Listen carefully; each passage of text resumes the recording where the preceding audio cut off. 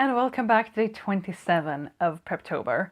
Today we're going to talk about how to plan for the month ahead a bit more in detail than we have done before. So let's jump into it. Now, I've talked about before how you might want to try to do a lot of the cooking and cleaning and laundry before the month of November starts so that you're prepared and don't have to do those things first thing in November. And I've also talked a little bit about writing routines with trying to figure out if you write better in the mornings or the evenings and stuff like that. But today I'm here to talk to you about how to plan out your month, the whole month of November, now that we are just a couple days away from the start of it, and you might know things that are happening in November that you maybe didn't know earlier in October. Now, I'm going to preface this by saying that the month never turns out the way you want it to, or the way you expect it to. That's just a cruel trick of fate, and you can plan for every single day and every single minute how you're going to get shit done this month, but something is likely to come up and ruin that anyway. You might get sick, you might have family coming over, your friend might be in a breakup situation and need your help, whatever it might be. So I will preface by saying that make a plan if you think a plan will help you, but be aware that the plan might not be what ends up happening anyway. But what I want you to think about is when during the month might you have a little bit more time to write, and when will you have less time?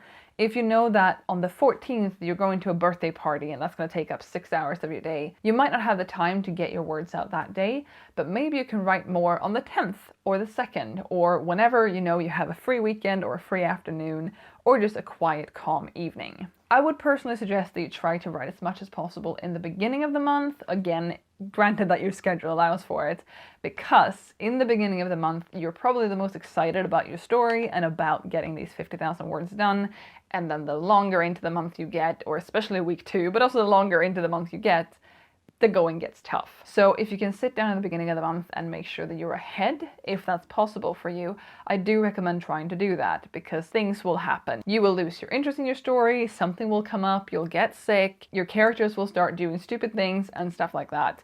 So trying to have a little bit of a buffer in the beginning of the month is always a good idea. What I will also say though is plan for fun things as well. And I don't like the word allowing yourself stuff, because that word rubs me the wrong way, but plan for fun things as well. Plan for a movie night with a friend, or to go out to dinner on the 16th, or whatever you feel is something you want to do. Plan for those things and do them even if you're falling behind, because I don't believe in punishing yourself if writing isn't going well. I think you should still try to enjoy the month, even if you're falling behind, even if your story isn't going well, and so on. I do think it's important to still allow yourself to take that step back and do something else that you enjoy. And hopefully that will also motivate you to get back into it, or it will spark something in you, spark a new idea or something that you can take with you into your story and into your writing. But don't plan to do something on, say, the 16th. That on the 16th, I'm going to go see this movie in the cinema with my friends. And then you realize on the 14th that I am like 20,000 words behind. I shouldn't go to the movies.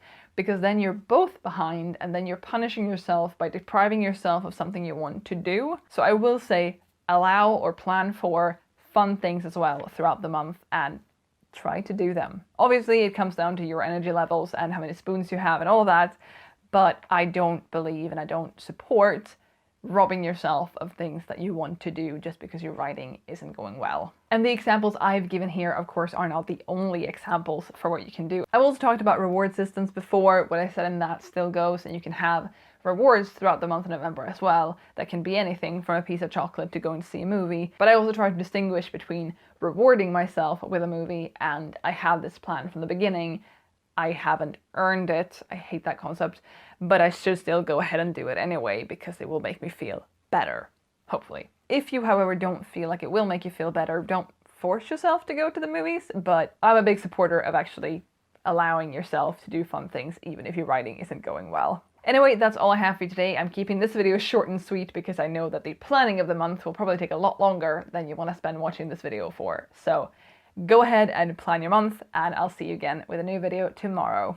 Bye!